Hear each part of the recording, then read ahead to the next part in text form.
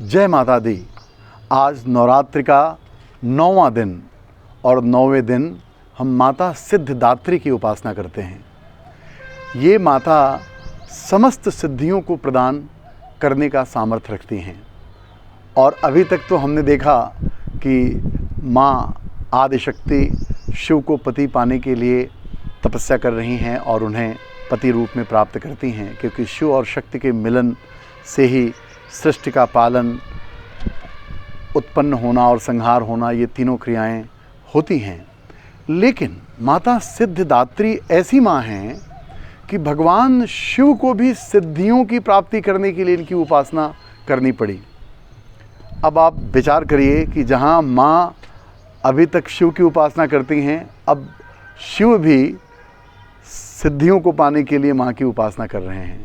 यानी शिव के पास समस्त सिद्धियाँ इन्हीं माँ सिद्धिदात्री की शक्ति से है। अब कैसे भेद कर सकते हैं शिव और शक्ति में? ये कहीं न कहीं इस बुद्धि की कमजोरी है कि बुद्धि हमेशा सापेक्षता में देखती है। बुद्धि के लिए परिच्छिन्नता होनी चाहिए, अलगाव होना चाहिए, तब बुद्धि समझ पाती है। तो बुद्धि की समझ के लिए शिव और शक्ति ये दो दिखाई दे रहे हैं, लेकिन दोनों एक ही हैं। और भगवान शिव ने अर्धनारीश्वर का जो स्वरूप धारण किया वो माता सिद्धिदात्री की कृपा से किया। आधा देह नारी का इन्होंने धारण किया ताकि संसार में यह संशय मिट सके कि शिव और शक्ति ये दो अलग अलग हैं। शिव की उपासना करके भी आप शक्ति को प्राप्त कर सकते हैं और शक्ति की उपासना करके भी आप शिव को प्राप्त कर सकते हैं। अब हालांकि ये शब्दों की कमजोरी है कि शिव को और शक्ति को प्राप्त कर सकते हैं। ये दो जब हैं ही नहीं तो निश्चित ही इन दोनों की एकता का अनुभव ही सिद्धि है। जहाँ ये दोनों एक दिखाई दें, इसीलिए भगवान ने अर्धनारीश्वर का रूप धारण किया ताकि ये संसार जान सके कि शिव और शक्ति दो नहीं हैं। स्त्री और पुरुष ये दो देह जरूर हैं, लेकिन इन दोनों देहों में जिसकी वजह से शक्ति है वो शक्ति एक है। वो शक्ति उस शून्यता की शक्ति है जिसको उपनिषदों में ऋषियों ने विभिन्न रूपों में बताया है। जैसे मुझे छांदोग्योपनिषद का एक प्रसंग याद आ रहा है जिसमें श्वेतकेतु पुत्र हैं और पिता उद्दालक हैं, और श्वेतकेतु को ब्रह्म तत्व का बोध कराने के लिए पिता कहते हैं कि जाओ और उस बट वृक्ष से उसका बीज लेकर आओ। तो बीज लेकर के आते हैं और कहते हैं कि इस बीज को तोड़ो, देखो इसमें क्या है।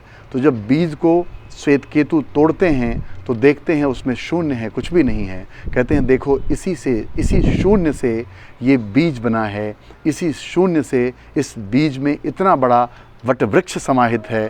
तो ऐसे में आप देखें तो शून्य का मतलब क्या हुआ?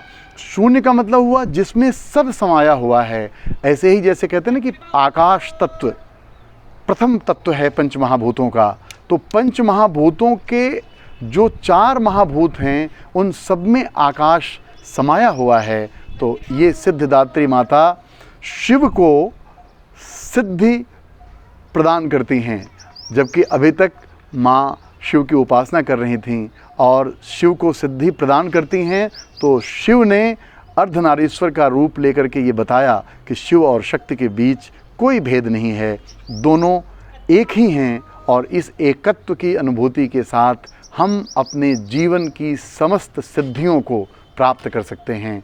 तो नवरात्रि के 9वें दिन हम माता सिद्धिदात्री की उपासना करके जीवन के अर्थ को सिद्ध करते हैं और मनुष्य का जीवन जो बड़े भाग्य से मिला है, इसमें हम मनुष्यता को प्रकट करके जगत का कल्याण और जगत से अपने कल्याण की कामना करके माँ सिद्धिदात्री की पूजा करके मनोवांछित फल की प्राप्ति करना चाहते हैं और कर पाते हैं।